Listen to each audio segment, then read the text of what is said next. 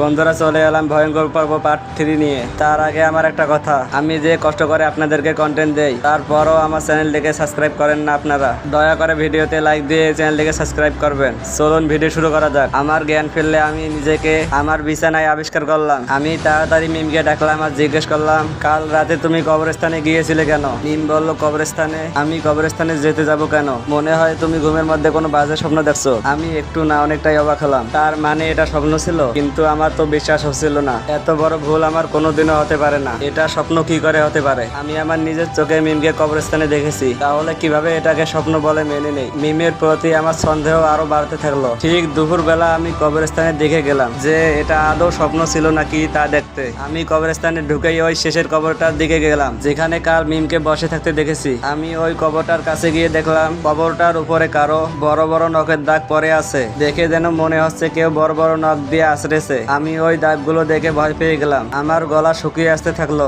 আর আমি নিচু হয়ে দাগগুলো দেখছিলাম। ঠিক হঠাৎ কেউ একজন আমার পিঠে হাত দিল। আমি চমকে উঠলাম আর ভয়ও পেলাম। আমি ভয়ে ভয়ে পেছনে তাকিয়ে দেখি কবরস্থানের পাহারাদার। আমি একটু হাফ ছেড়ে বাঁচলাম। কবরস্থানের পাহারাদার আমাকে বলল, ভাই আপনি এই ভর দুপুর বেলা এই কবরস্থানে কি করতেছেন? আরো বলল, এই কবরস্থানের আশেপাশেই বা আপনি কেন? আমি আবার বললাম, এই কবরস্থানে কি আসা যাবে না? পাহারাদার আমাকে বলল, এই কবরের পাশ থেকে চলে যাও, নয়তো বড় কোনো বিপদে পড়বে। আমি বললাম, কেন? পাহারাদার আমাকে বলল, এটাকে অভিশপ্ত কবরস্থান বলা হয়, এই কবরের আশেপাশে কেউ আসে না। বন্ধুরা, ভিডিওটি এখানেই শেষ করলাম। দেখা হচ্ছে পরের ভিডিওতে।